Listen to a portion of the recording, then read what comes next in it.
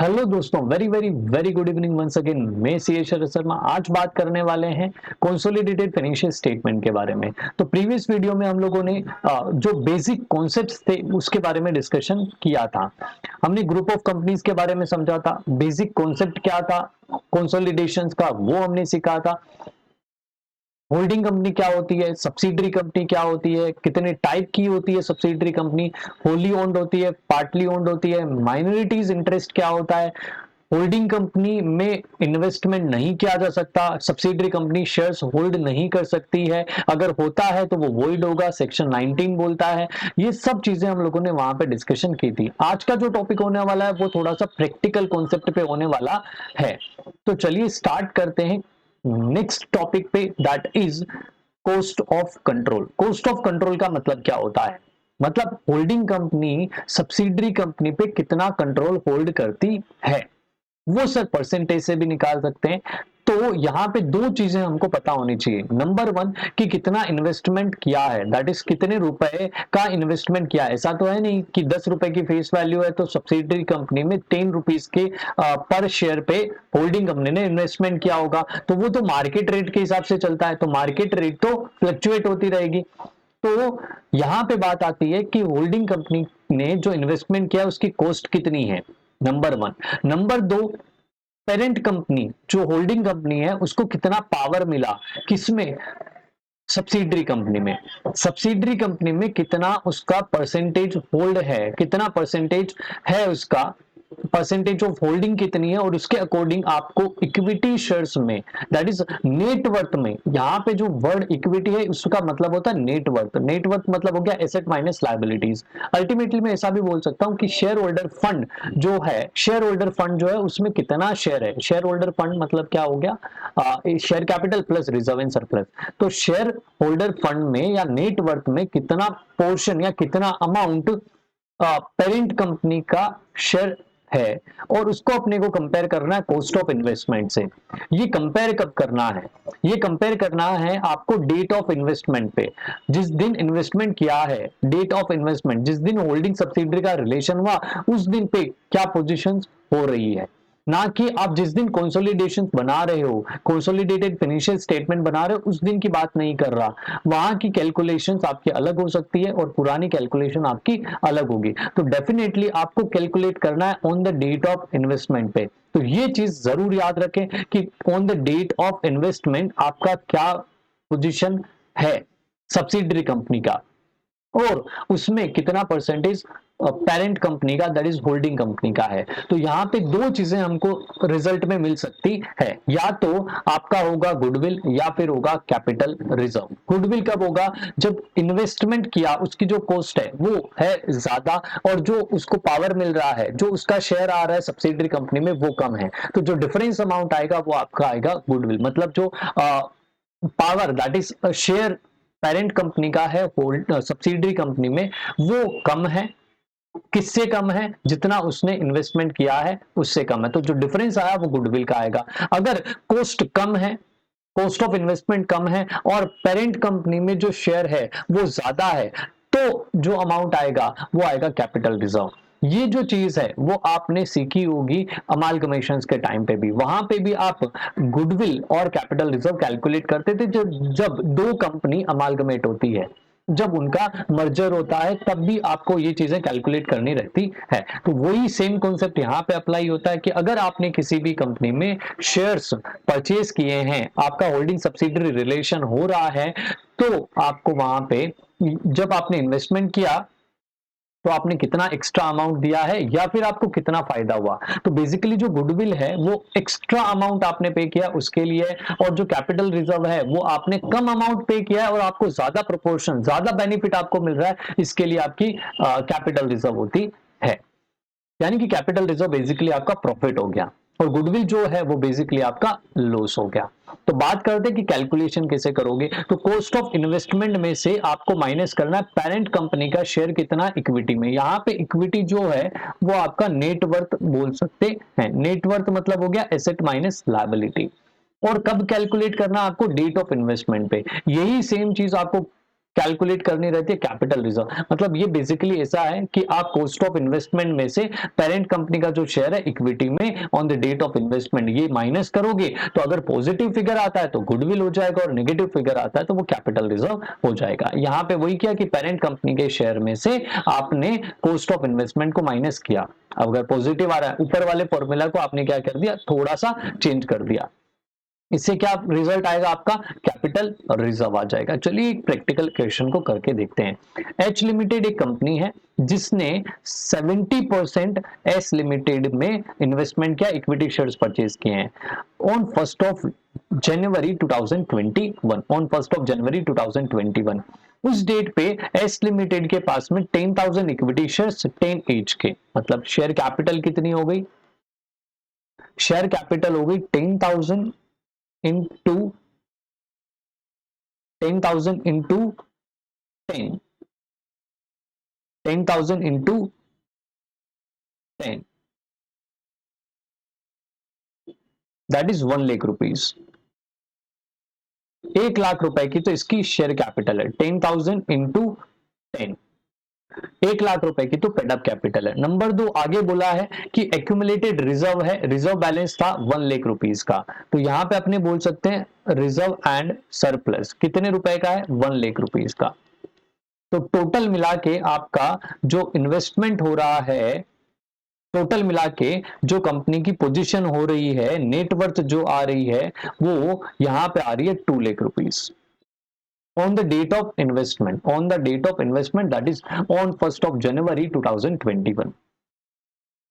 H limited ने payment किया है कितना, 1,60,000, that is cost of investment जो है वो है 1,60,000 का। सिंपल सा फिगर दिया हुआ था, कोई दिक्कत वाली बात नहीं है। 70% उसका होल्डिंग है, 70% मतलब होल्डिंग सब्सिडरी का रिलेशन हो गया, 1/2 से ज्यादा है। Asset of S limited revalue की गई, कब की गई, डेट ऑफ एक्विजिशन पे, that is date of investment पे रिवैल्यूएशन हुआ और रिवैल्यूएशन से हो गया है नुकसान 20,000 रुपीज का, 20,000 रुपए का नुकसान हुआ। तो नुकसान हुआ तो ये जो आपने कैलकुलेट किया है, ये जो कैलकुलेट किया 2 लाख रुपीज, इसमें से आपको रिवैल्यूएशन लॉस, ये कब की बात कर रहे हैं, डेट ऑफ इन्वेस्टमेंट की बात कर रहे हैं। अगर बाद में सब्सिक्वेंट रिवैल्यूएशन होता है उसका इफेक्ट यहां पे देने की जरूरत नहीं है। Date of acquisition, date of investment तक जो भी रिवैल्यूएशन हो रहा है या उस दिन पे जो रिवैल्यूएशन हो रहा है उसी को यहां पे कंसीडर करना है पोस्ट ऑफ कंट्रोल के टाइम पे। रिवैल्यूएशन लॉस हो रहा है 20,000 का, तो आप इसमें से इसको माइनस कर दोगे, तो 1,80,000 का आपका क्या आ रहा है, पेरेंट कंपनी का इक्विटी आ रहा है, पेरेंट कंपनी का इक्विटी आ रहा है। अब इस पेरेंट कंपनी के इक्विटी में, मतलब equity in the sense net worth आ रही है, तो एच लिमिटेड का कितना है, दैट इज 70%, और माइनॉरिटी इंटरेस्ट बाकी जो शेयर होल्डर है, आउटसाइड शेयर होल्डर हैं, उनका है 30%। तो 1,80,000 का आपको कैलकुलेट करना है, 1,80,000 का आपको कैलकुलेट करना है 70%। 1,80,000 इंटू 70% आप करते हो तो आपके पास में फिगर आ जाएगा 1,26,000, 1,26,000। तो एच लिमिटेड का इक्विटी कितना हो गया, that is share of parent company in the equity of subsidiary company 126 हो गया, और 54,000 जो है वो माइनॉरिटी इंटरेस्ट का हो गया। सिंपल सी कैलकुलेशन है। तो यहां पे share in equity, share in equity आप करते हो तो यहां पे आ जाएगा 1,26,000। तो ये जो फिगर आ रहा है, ये जो अमाउंट आ रहा है, ये आपका आ जाएगा गुडविल का, ये जो अमाउंट आया वो आ जाएगा गुडविल का, that is 1,60,000 minus 1,26,000, that is 34,000 जो है वो अमाउंट आ गया गुडविल का। सिंपल सी कैलकुलेशन है। नेक्स्ट क्वेश्चन करते हैं, दैट इज सेम क्वेश्चन है। ए लिमिटेड है 70%, बी लिमिटेड में इन्वेस्टमेंट किया है 1 जनवरी 2021 को। बी लिमिटेड की पेडअप कैपिटल है 1 लाख रुपीज, 10,000 शेयर्स हैं, इक्विटी शेयर्स, 10 रुपीज का एक शेयर है। एक्यूमुलेटेड बैलेंस है वो है 1 लाख रुपीज का। मतलब सेम क्वेश्चन है, यहाँ पे अपने लिख लेते हैं इक्विटी शेयर, किसका इक्विटी शेयर भैया, अपना बी लिमिटेड का, दैट इज 10,000 शेयर्स हैं, 10 रुपीज ईच के हिसाब से, दैट इज 1 लाख रुपीज की पेडअप कैपिटल है। रिजर्व एंड सरप्लस का जो अमाउंट है वो भी आपको दिया हुआ है, that is 1,00,000 rupees. Done, 1,00,000 rupees का आपका ये फिगर आ गया। नेक्स्ट आता है दैट इज, ये तो हो गया टोटल 2,00,000 रुपीज। फिर आ रहा है कि on the date, on that date, जिस दिन इन्वेस्टमेंट किया, जिस दिन होल्डिंग सब्सिडरी रिलेशन था, डी लिमिटेड की बुक्स को, एसेट्स को और लाइबिलिटीज को रिवैल्यू किया और रिवैल्यूएशन से प्रॉफिट हुआ है 20,000 का। तो इस प्रॉफिट को हमको क्या करना पड़ेगा, एड करना पड़ेगा। रिवैल्यूएशन प्रॉफिट है 20,000 का, तो टोटल वैल्यू आ जाएगी 2,20,000। ये टोटल इक्विटी हो गई। अब सेम तरीका वही कि ए लिमिटेड का कितना शेयर है, दैट इज 70% है, और माइनॉरिटी इंटरेस्ट कितना है भैया, बाकी जो रिमेनिंग बचा दैट इज 30%। तो 2,20,000 का 70% कितना हो गया, दैट इज 1,54,000। 1,54,000 मतलब 1,54,000 का क्या मिलेगा, बेनिफिट मिलने वाला है। इक्विटी में शेयरिंग हो गई 1,54,000 और माइनॉरिटी इंटरेस्ट हो गया आपका 66,000 का। अपने को कैलकुलेट क्या करना है, COC that is cost of control calculate करना है। उसके लिए आपको क्या चाहिए, कॉस्ट ऑफ इन्वेस्टमेंट चाहिए। सीओआई कितना है, कितने रुपए का इन्वेस्टमेंट किया है। यहाँ पे बोला है ए लिमिटेड ने पेमेंट किया है 1,30,000 का, परचेज द सेड इंटरेस्ट, मतलब इतना 70% इन्वेस्टमेंट करने के लिए उन्होंने पेमेंट किया है 1,30,000 का। 1,30,000 के सामने उनको क्या मिला, शेयर इन इक्विटी कितना है, शेयर इन इक्विटी कितना है, आपने यहाँ पे कैलकुलेट किया 154 का। तो 1,54,000 का आपका इन्वेस्टमेंट, मतलब आपको बेनिफिट मिल रहा है 154 का और आपकी कॉस्ट लग रही है 130 की। तो जो डिफरेंस अमाउंट आ रहा है दैट इज 24,000, मतलब आपको फायदा हो रहा है। 154 की चीज को आपने 130 में खरीदा, मतलब आपको प्रॉफिट हो रहा है। That profit is called capital reserve. तो ये गुडविल और कैपिटल रिजर्व कैलकुलेट करने का तरीका हो गया। मतलब सीओआई अगर आपका ज्यादा है, सीओआई आपका ज्यादा, that is cost of investment ज्यादा है, तो आपका गुडविल होगा। अगर कॉस्ट ऑफ इन्वेस्टमेंट कम है तो आपका कैपिटल रिजर्व होगा। नेक्स्ट बात करते हैं माइनॉरिटी इंटरेस्ट के बारे में। माइनॉरिटी इंटरेस्ट का जो कॉन्सेप्ट है वो हमने थोड़ा सा कल समझा था। माइनॉरिटी इंटरेस्ट का थोड़ा सा कॉन्सेप्ट हमने समझा था कि आउटसाइडर्स का जितना शेयर होगा, मतलब other than share in subsidiary company, other than holding company, मतलब पेरेंट कंपनी के अलावा जितने भी लोगों का इन्वेस्टमेंट किया हुआ है, जितने भी लोगों का इन्वेस्टमेंट किया हुआ है, वो जो होगा वो माइनॉरिटी इंटरेस्ट होता है, डायरेक्टली और इनडायरेक्टली। ये याद रखना, मतलब एच लिमिटेड ने एस लिमिटेड में इन्वेस्टमेंट किया, एस लिमिटेड ने पी लिमिटेड में इन्वेस्टमेंट किया, तो पी लिमिटेड का जब आप माइनॉरिटीज इंटरेस्ट कैलकुलेट करोगे तो एस लिमिटेड और एच लिमिटेड का जो इनडायरेक्टली और डायरेक्टली इन्वेस्टमेंट किया हुआ है वो आपको पूरा एक्यूमुलेट करके देखना पड़ेगा, मतलब कलेक्टिवली आपको देखना पड़ेगा। एच लिमिटेड एस लिमिटेड दोनों का मिला के पी लिमिटेड में कितना है वो आपको कैलकुलेट करना पड़ेगा। तो माइनॉरिटी इंटरेस्ट मतलब सिंपल बोलूं तो आउटसाइडर्स का कितना पैसा लगा हुआ है सब्सिडरी कंपनी में, उसको अपने बोलेंगे माइनॉरिटी इंटरेस्ट। तो माइनॉरिटी इंटरेस्ट को जब कंसोलिडेटेड बैलेंस शीट आप बनाओगे, जब कंसोलिडेटेड बैलेंस शीट बनाओगे तो उसको आपको सेपरेटली शो करना है, आपको सेपरेटली शो करना है। मतलब जो पेरेंट कंपनी है उसका इक्विटी शेयर कैपिटल होगा, उसको अलग से शो करना रहता है। लाइबिलिटीज जो होंगी उनको अलग से शो करना है और माइनॉरिटी इंटरेस्ट को अलग से शो करना है। That is minority interest consolidated balance sheet में स्पेशली मेंशन होता है, कंसोलिडेटेड बैलेंस शीट में स्पेशली सेपरेटली मेंशन होता है। अब बात आती है कि माइनॉरिटी इंटरेस्ट कैलकुलेट कैसे करोगे। तो माइनॉरिटी इंटरेस्ट कैलकुलेट करने के लिए आपके पास में क्या क्या चाहिए, दैट इज शेयर कैपिटल में कितना शेयर है, सब्सिडरी कंपनी की शेयर कैपिटल में कितना शेयर है, नंबर वन। नंबर दो, रिजर्व सरप्लस में कितना, रिजर्व सरप्लस प्रॉफिट में कितना शेयर है माइनॉरिटीज का। इन दोनों को आप समअप कर दोगे, दैट इज ऐड कर दोगे, तो आपको टोटल माइनॉरिटी इंटरेस्ट पता चल जाएगा। जैसा कि हमने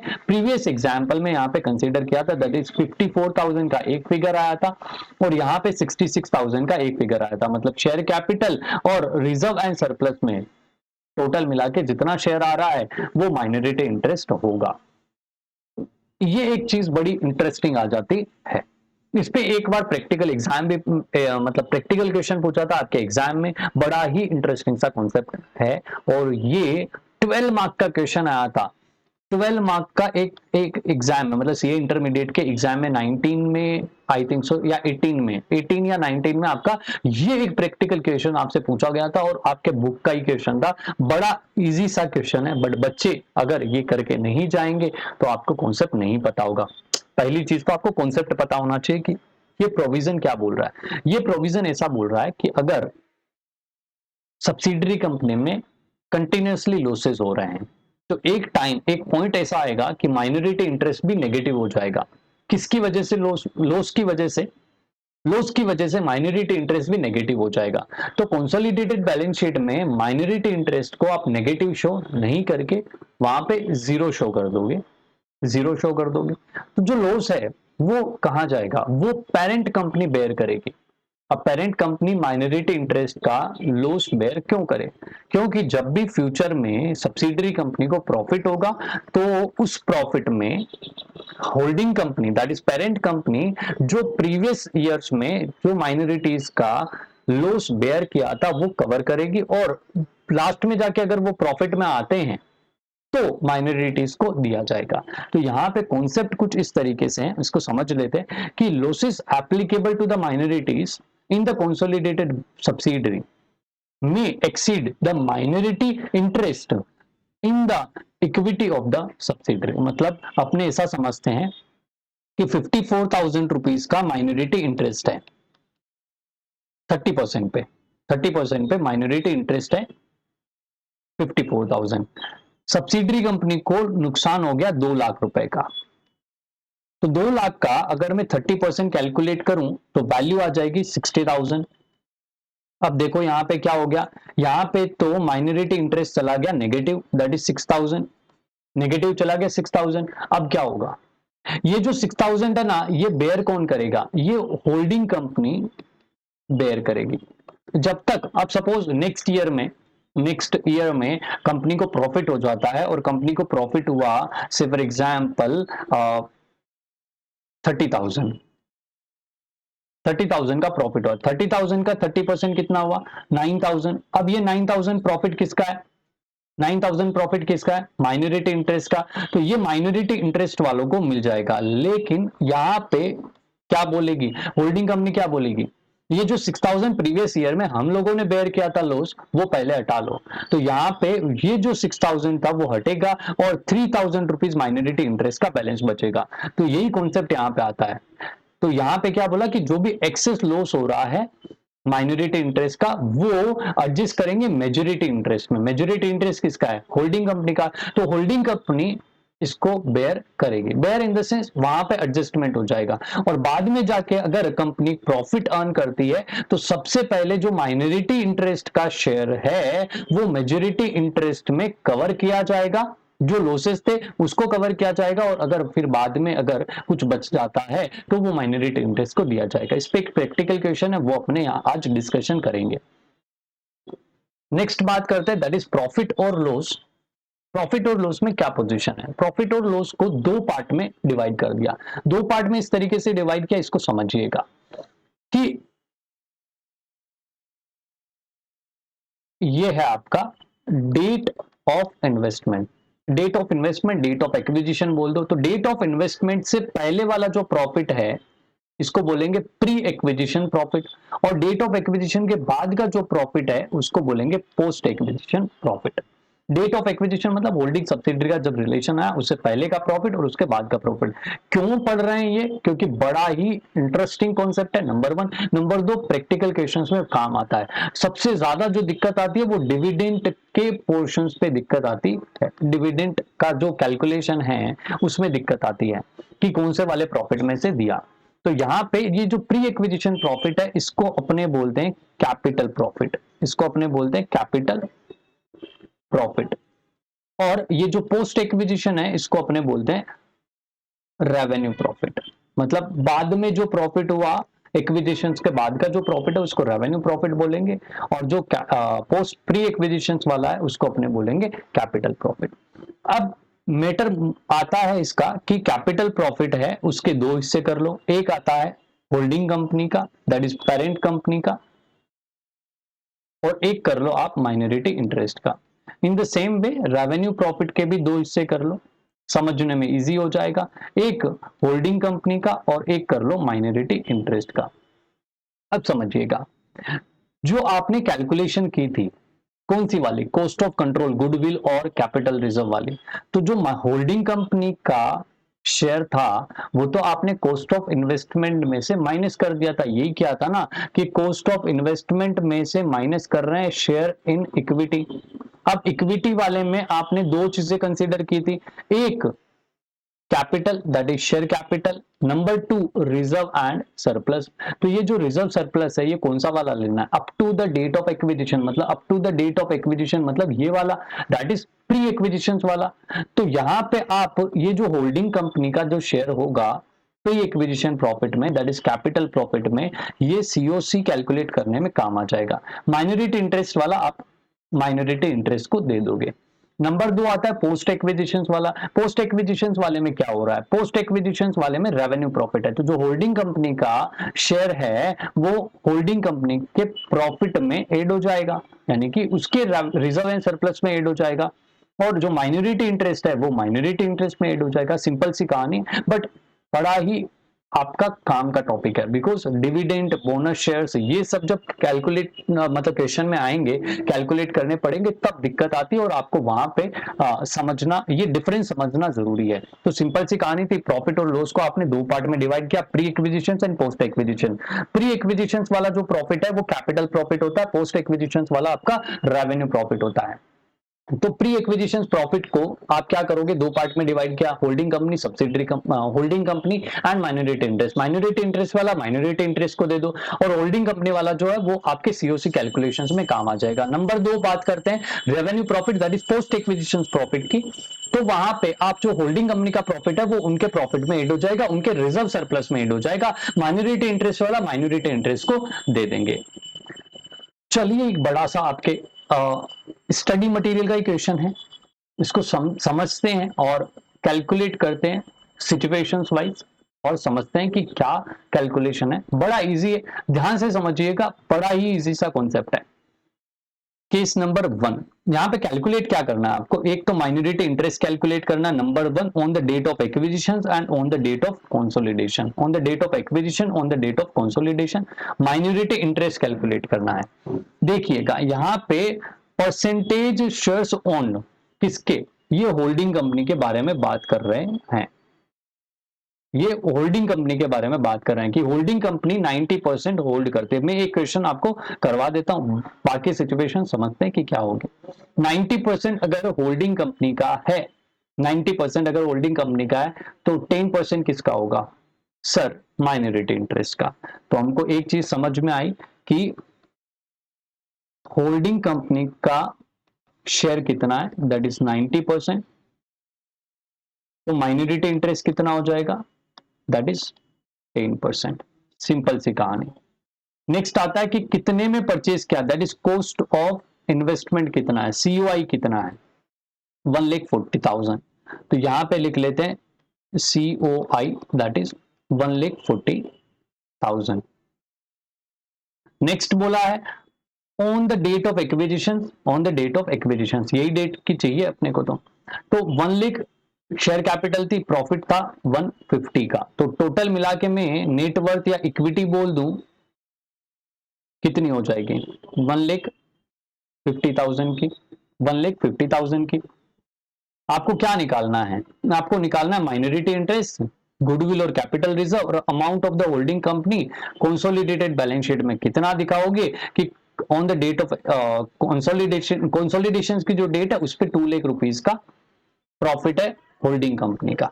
चलिए समझते हैं पहली सिचुएशंस को, और यहां पे अपने कैलकुलेट करते हैं माइनॉरिटी इंटरेस्ट। तो on the date of acquisition, on the date of acquisition minority interest की पोजीशन क्या बन रही है, इक्विटी कितना है 1,50,000, तो 1,50,000 में माइनॉरिटी इंटरेस्ट कितना, दैट इज 10%। तो सिंपल आपका आ गया on the date of acquisition 15,000 rupees जो है वो माइनॉरिटी इंटरेस्ट है, कब, on the date of acquisition.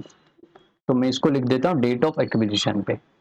Number दो आपको निकालना है डेट ऑफ कंसोलिडेशन पे, माइनॉरिटी इंटरेस्ट की क्या पोजीशन है। तो यहाँ पे 1 लाख रुपीस और 170 यहाँ पे लिखा हुआ है, यहाँ पे आपका लिखा हुआ है कि डेट ऑफ कंसोलिडेशंस की डेट पे 1 लाख रुपीस 170 ये प्रॉफिट है और ये आपका शेयर कैपिटल है। तो यहाँ पे आपको कैलकुलेट करना है 1,70,000 आपका टोटल हो रहा है, उसका 10% माइनॉरिटी इंटरेस्ट दैट इज 17,000। 170 कहां से है, 1 लाख रुपीस की पेड अप कैपिटल है और 70,000 का रिजर्व सरप्लस है। ये 17,000 में ये 15,000 इंक्लूडेड है, ये चीज ध्यान में रखना। क्यों क्यों इंक्लूडेड है, 1 लाख रुपीस की ये जो कैपिटल है ये यहाँ पे कवर होगी। 50,000 का जो प्रॉफिट 1 जनवरी को था वो 31 दिसंबर को 70 हो गया। मतलब ड्यूरिंग द ईयर आपने कितना कमाया भैया, 20,000। ड्यूरिंग द ईयर आपने कितना कमाया, 20,000। नेक्स्ट बात करते हैं दैट इज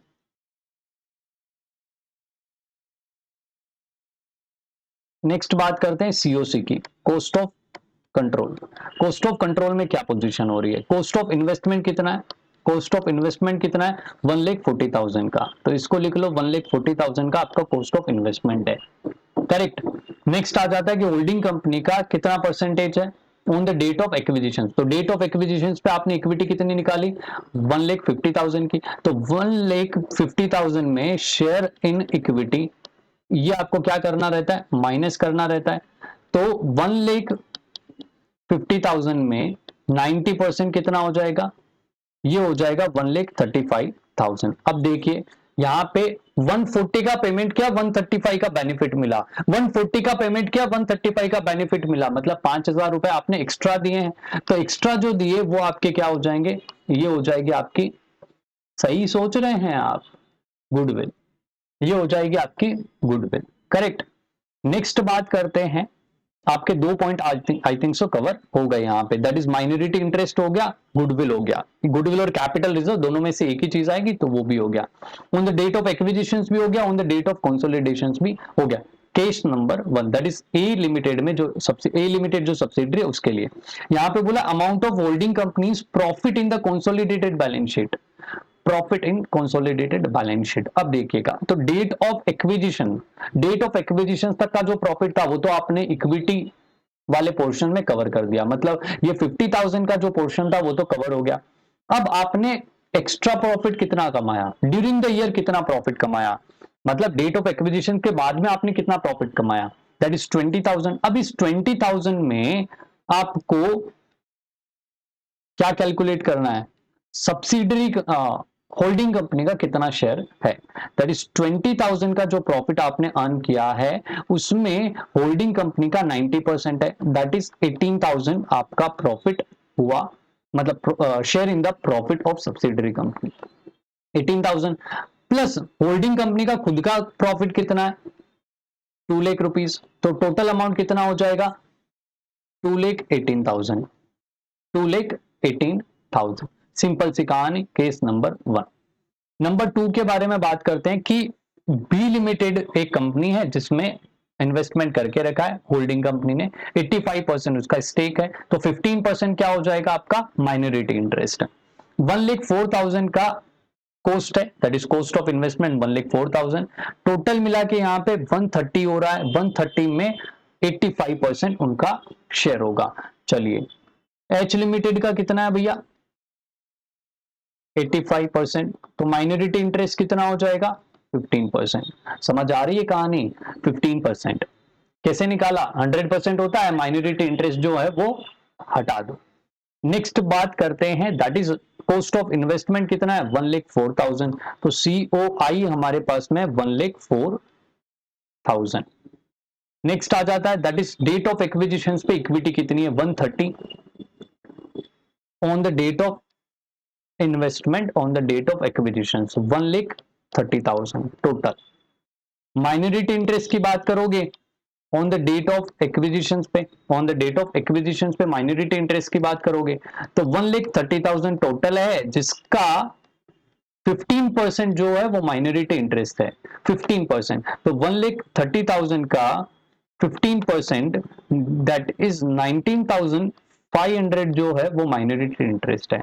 नंबर 2 यहां पे हो रहा है 120 on the date of consolidated balance sheet, 120 हो रहा है 120 हो रहा है, तो डेट ऑफ कंसोलिडेशन पे 120 हो रहा है, मल्टीप्लाई बाय 15%, दैट इज 18,000। ये तो हो गया माइनॉरिटी इंटरेस्ट का कॉन्सेप्ट।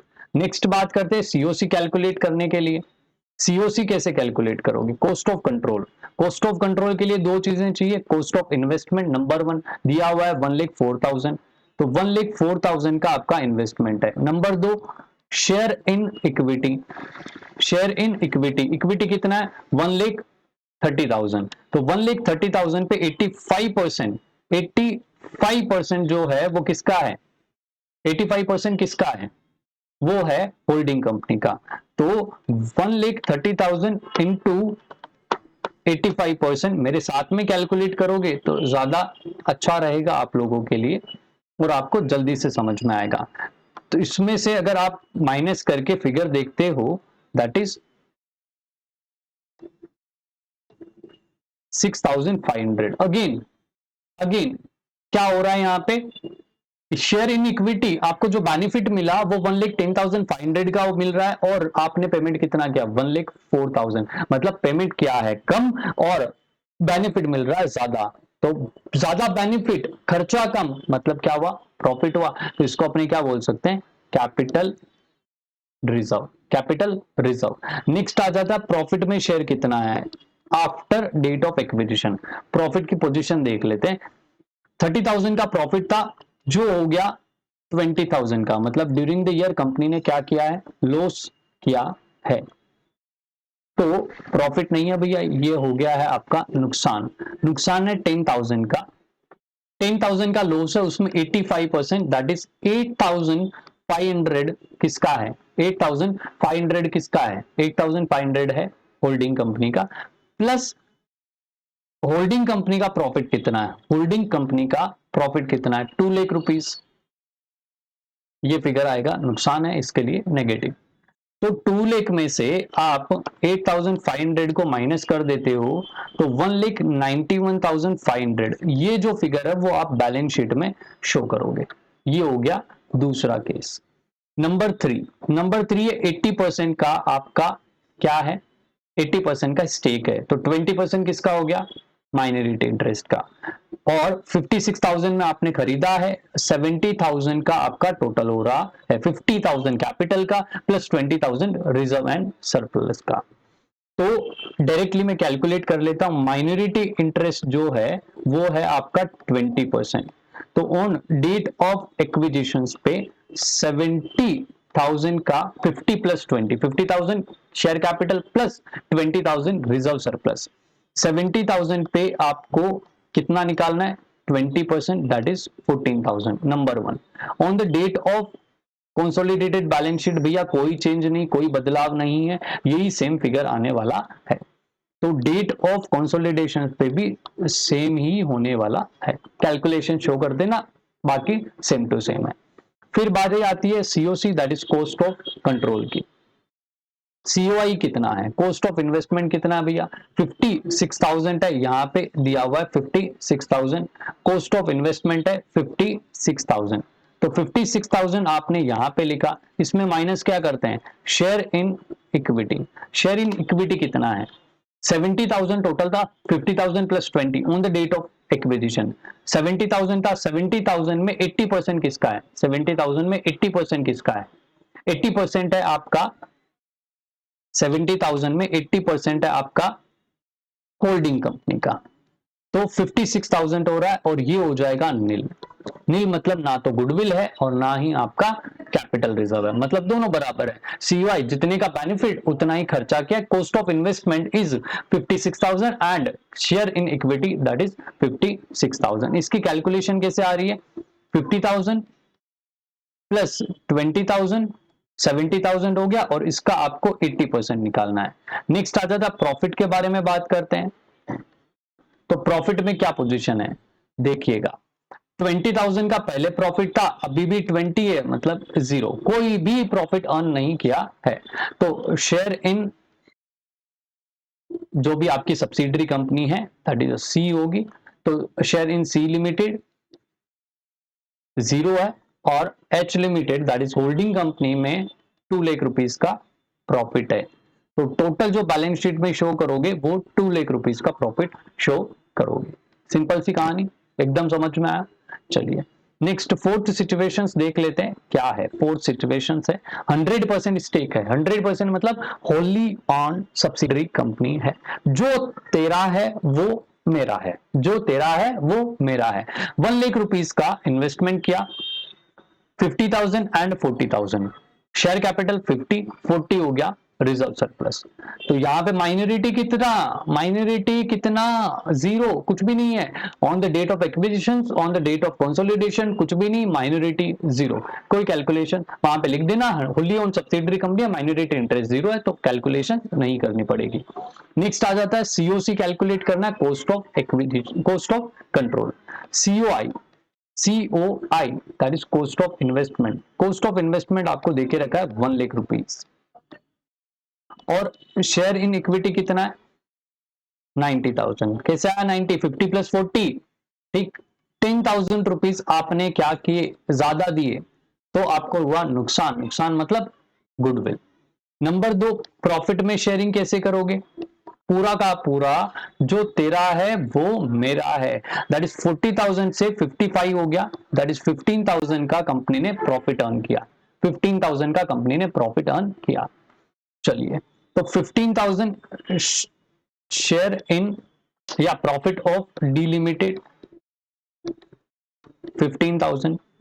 पहले डेट ऑफ एक्विजिशन पे कितना था 40,000, अब हो गया 55, दैट इज 15,000 का प्रॉफिट अर्न किया। और एच लिमिटेड का खुद का प्रॉफिट कितना है 2 लाख रुपीस, तो टोटल वैल्यू आ जाएगी 2,15,000।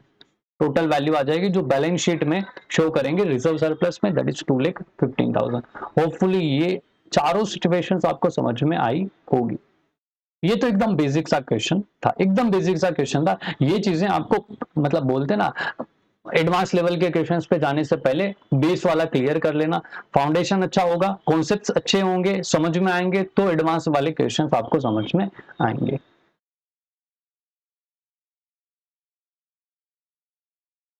चलिए मिलते हैं नेक्स्ट वीडियो में।